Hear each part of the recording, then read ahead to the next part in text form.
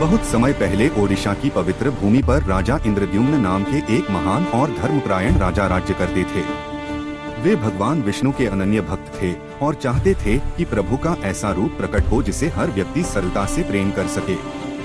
एक दिन राजा को एक दिव्य मूर्ति के बारे में पता चला जिसे नीलमाधव कहा जाता था। यह मूर्ति एक घने वन में रहती थी और उसकी पूजा विश्ववसु नामक एक वनवासी प्रमुख करते थे। राजा ने नीलमाधव के दर्शन के लिए अपने विद्वान पुजारी विद्याप्ति को भेजा। विद्याप्ति ने अनेक कठिनाइयों के बाद नीलमाधव के दर्शन किए, लेकिन कुछ समय बाद वह दिव्य मूर्ति अदृश्य हो गई। यह भगवान की लीला थी, क्योंकि वे एक नए रूप में प्रकट होना चाहते थे। राजा इंद्रद्युम्न अत्यंत दुखी हुए और गहन तपस्या करने लगे।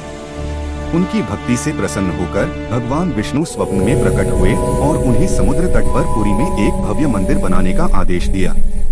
उन्होंने कहा कि वे वहीं जगन्नाथ, संपूर्ण ब्रह्मांड के स्वामी के रूप में प्रकट होंगे। कुछ समय बाद एक रहस्यमय वृद्ध बढ़ी वहां आया। उसने कहा कि वह भगवान जगन्नाथ, बलभद्र और सुभद्रा की मूर्तियां बनाएगा, लेकिन शर्त यह थी कि कार्य पूरा होने तक कोई भी उसे परेशान न करे। कई दिनों तक भीतर से कोई आवाज नहीं आई। राजा को चिंता हुई और उन्होंने द्वार खोल दिया। वृद्ध बढ़ी अचानक अदृश्य हो गया और मूर्तियां अधूरी रह गईं, उनके हाथ और पैर पूर्ण नहीं थे।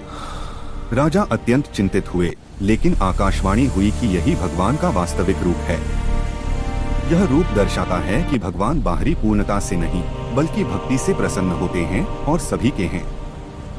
इस प्रकार भगवान जगन्नाथ, उनके भ्राता बलभद्र और भगिनी सुभद्रा को पुरी के मंदिर में स्थापित किया गया। हर वर्ष रथ यात्रा का भव्य उत्सव मनाया जाता है, जिसमें भगवान स्वयं भक्तों के बीच आते हैं और सभी को समान रूप से आशीर्वाद देते हैं।